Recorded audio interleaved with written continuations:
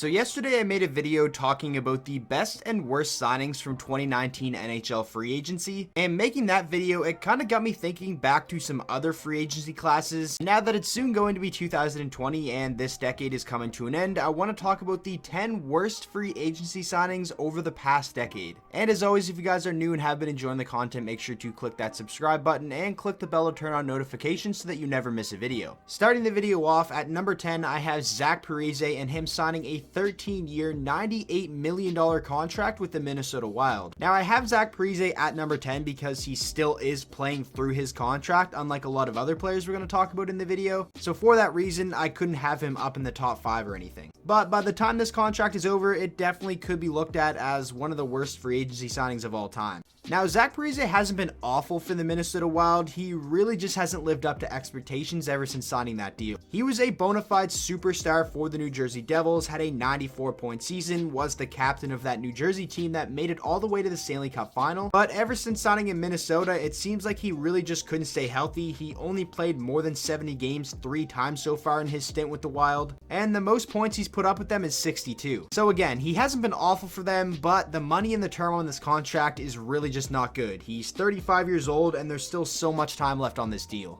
Moving on now to number 9, we have Alexander Semin and him signing a 5-year deal with the Hurricanes worth $35 million.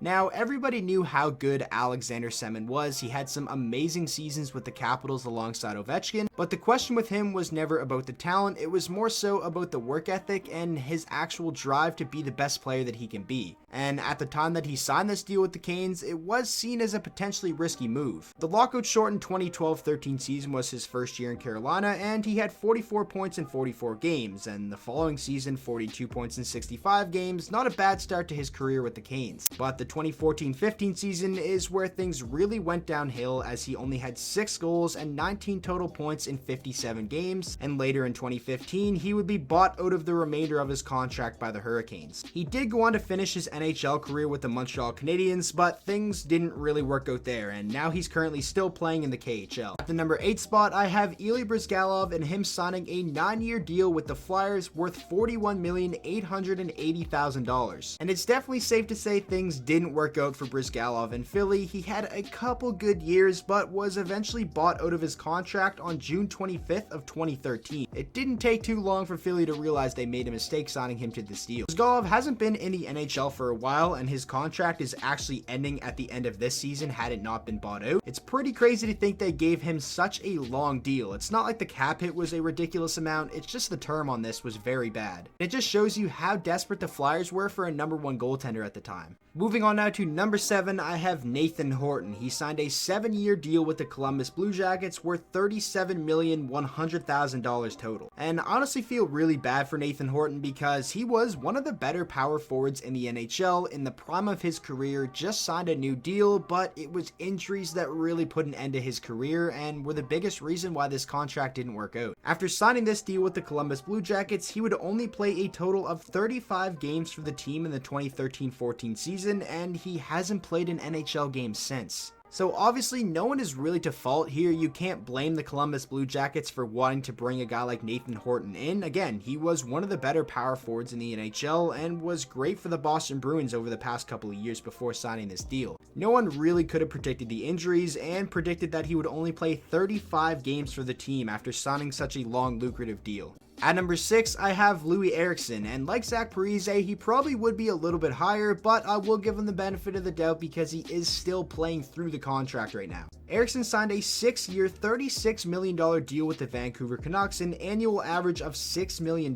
Eriksson was coming off of a great 2015-16 season with the Bruins that saw him put up 30 goals and 63 total points, and it looked like the Canucks got a very good winger to pair alongside the Sedin twin. But over the course of this contract, it's kind of been the complete opposite, as he just hasn't worked out in Vancouver whatsoever. His first year with the Canucks in 65 games, only 24 points. He would follow that up by putting 23 points up in 50 games. And then last year, which is his best year in Vancouver, he actually played in 80 plus games and had 29 points, but still very disappointing. And so far this season, he's played in 17 games and only has 1 goal. That's the only point he's put up. Now, I kind of feel bad for Eriksson because man, does he ever get hated on so much by the Vancouver Canuck fans. And this contract is definitely something that's been weighing over them over the past couple of years, and it's still got a couple years left.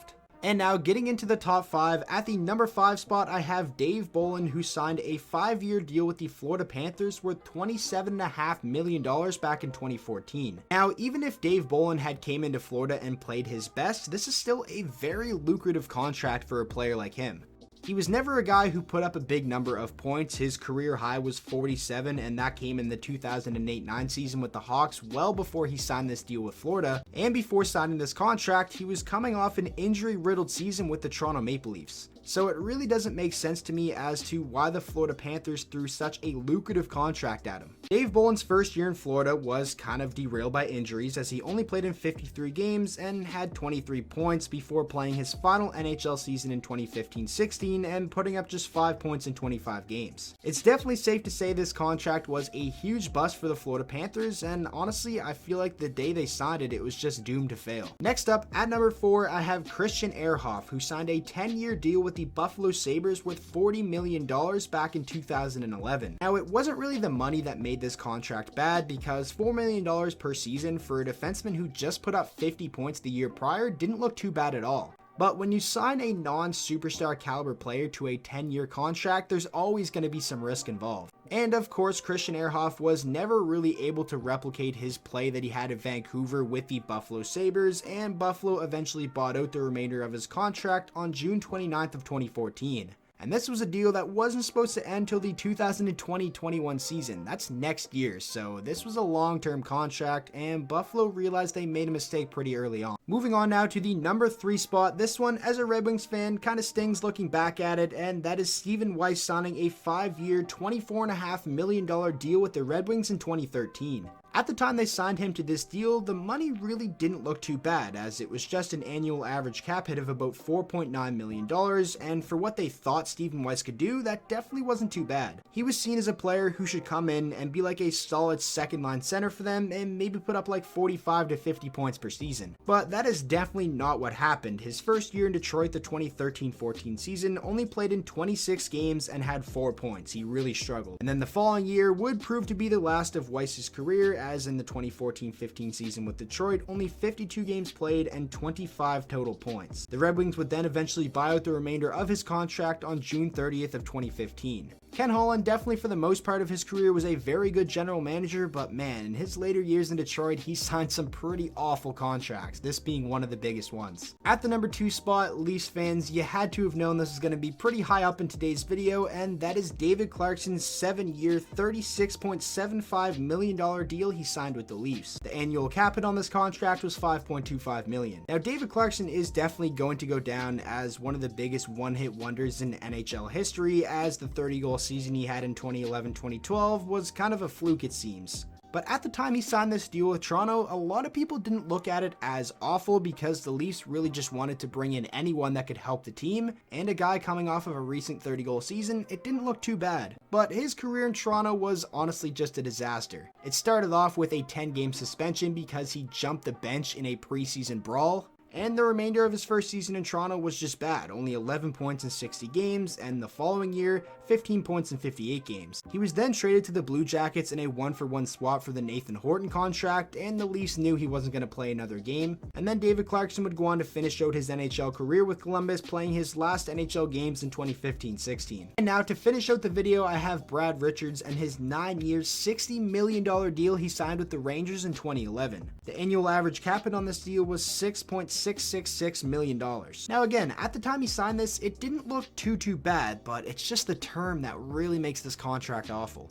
Brad Richards was a superstar for the Dallas Stars years prior before signing this contract, so it looked like the New York Rangers landed a franchise guy. But his couple years in New York were just very underwhelming. His first year, 66 points in 82 games, which wasn't bad, but not really what they expected. He'd follow that up by putting up 34 points in 46 games, and then his final year in New York, he had 51 points in 82 games.